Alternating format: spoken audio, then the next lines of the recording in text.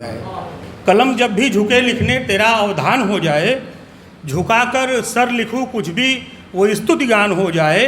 और करूं जब पाठ कविता का मेरी इन बंद आँखों में, करूं जब पाठ कविता का मेरी इन बंद आँखों में, तुम्हारी छवि उतर आवे तुम्हारा ध्यान हो जाए।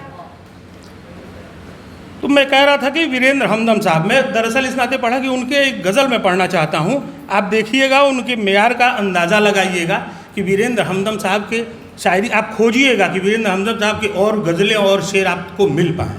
उन्होंने कहा कि हौसला देकर का, हौसला उड़ने का यूँ देकर मुझे, दीदार भाई सुनिएगा, एक बहुत मतलब मैं क्या कहूँ, अभी संचालन के दायित्व में बताएंगे। मतलब वीरेंद्र हमदम साहब की बात कर रहे हैं और मुझे बेहद प्रिय है। इस समय दीदार भाई बैठे हुए हैं, अभी इनके शेर आप लोग सुनेंगे तो आप लोगों को अंदाज़ा लगेगा। तो वीरेंद्र हमदम साहब की बात मैं कर रहा था कि हौसला उड़ने का यूँ देकर मुझे, कर न दे जालिम कहीं बेपर मुझे, और मुँह छुपा लेता हूँ चुपके से कहीं, मुँह छुपा लेता हूँ चुपके से कहीं, काटने को दौड़ता है घर मुझे। मुँह छुपा लेता हूँ चुपके से कहीं, काटने को दौड़ता है घर मुझे। और जिस्म में रहता हूँ अपने जिस तरह, जिस्म में रहता हूँ अपने जिस तरह, ढूंढ मत वैसा ही तू बाहर मुझे। जिस्म में रहता हूँ अपने जिस तरह, ढूंढ मत वैसा ही तू बाहर मुझे। और लोग आते हैं दशानन की तरह, शेर देखिएगा, लोग आते हैं दशानन की तरह और दे जाते हैं अपना सर मुझे। लोग आते हैं दशानन की तरह और दे जाते हैं अपना सर मुझे। और घर किए बैठा है एक संकोच जो, घर किए बैठा है एक संकोच जो, वह कभी करता नहीं जाहिर मुझे। घर किए बैठा है एक संकोच जो, वो कभी करता नहीं जाहिर मुझे।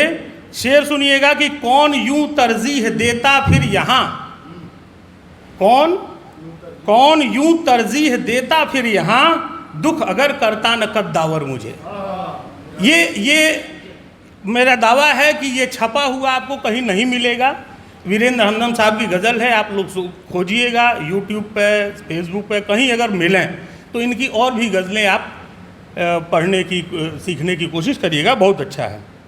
मैं आगे क्रम बढ़ाता हूँ कि समय का ये जो प्रवाह है, चाहे आज हम लोग 2-3 घंटा यहाँ इकट्ठे हुए हैं या जो भी समय बीतता चला जा रहा, एक साम्यता है नदी में और समय में, कि नदी के बहते हुए पानी को आप दोबारा छू नहीं सकते और समय के प्रवाह को आप दोबारा पा नहीं सकते। आज जो बीत जाएगा फिर ये नहीं आएगा। तो इस अगले 2-3 घंटे हम समझिए कि एक नदी के उस पार जाना है।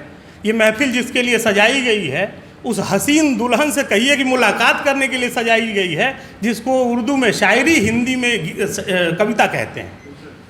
तो ये 2-3 घंटे का सफ़र है। हम लोग एक महफिल के रूप में यहाँ बैठे हैं। समझिए कि हम लोग एक साथ एक नाव में सवार हो चुके हैं और ये 2-3 घंटे की नदी हमको पार करनी है। उस पार पहुँचेंगे, शायरी और कविता से मुलाकात करेंगे। और इसके लिए एक कुशल नाविक की ज़रूरत है, जो इस पूरे को, अगर उसने ठीक ढंग से ये काम किया तो ये संख्या कोई मायने नहीं रखती है कि यहाँ 5 लोग हैं या 50 लोग हैं या 500 लोग हैं।